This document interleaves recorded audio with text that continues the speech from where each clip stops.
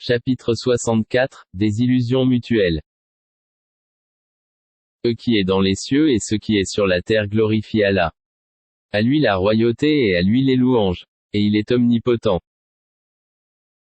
C'est lui qui vous a créé. Parmi vous, il y a mécréants et croyants. Allah observe parfaitement ce que vous faites.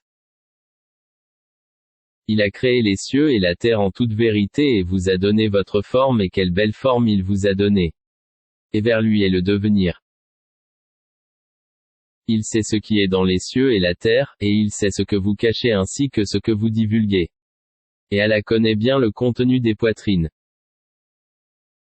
Ne vous est-elle pas parvenue, la nouvelle de ceux qui auparavant ont mécru et qui ont goûté la conséquence néfaste de leur acte, ils auront en outre un châtiment douloureux.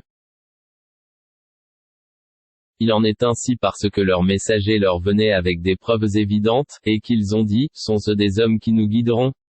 Ils mécrurent alors et se détournèrent et Allah se passa, d'eux, et Allah se suffit à lui-même et il est digne de louange. Ceux qui ont mécru prétendent qu'ils ne seront point ressuscités.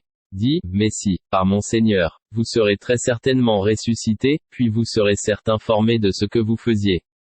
Et cela est facile pour Allah. Croyez en Allah donc et en son messager, ainsi qu'en la lumière, le Coran, que nous avons fait descendre. Et Allah est parfaitement connaisseur de ce que vous faites.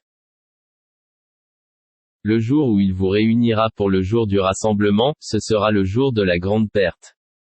Et celui qui croit en Allah et accomplit les bonnes œuvres, il lui effacera ses mauvaises actions et le fera entrer dans des jardins sous lesquels coulent les ruisseaux où ils demeureront éternellement. Voilà l'énorme succès. Et ceux qui ont mécru et traité de mensonges nos versets, ceux-là sont les gens du feu où ils demeureront éternellement. Et quelle mauvaise destination! Nul malheur n'atteint l'homme que par la permission d'Allah. Et quiconque croit en Allah, Allah guide son cœur. Allah est omniscient. Obéissez à Allah et obéissez au messager et si vous vous détournez. Il n'incombe à notre messager que de transmettre en clair son message. Allah nulle autre divinité que lui. Et c'est à Allah que les croyants doivent s'en remettre. Ô vous qui avez cru, vous avez de vos épouses et de vos enfants un ennemi, une tentation. Prenez-y garde donc, mais si vous les excusez, passez sur leurs fautes et leur pardonnez, sachez qu'Allah est pardonneur, très miséricordieux. Vos biens et vos enfants ne sont qu'une tentation, alors qu'auprès d'Allah est une énorme récompense. Craignez Allah, donc autant que vous pouvez, écoutez, obéissez et faites largesse. Ce sera un bien pour vous. Et quiconque a été protégé contre sa propre avidité, ceux-là sont ceux qui réussissent.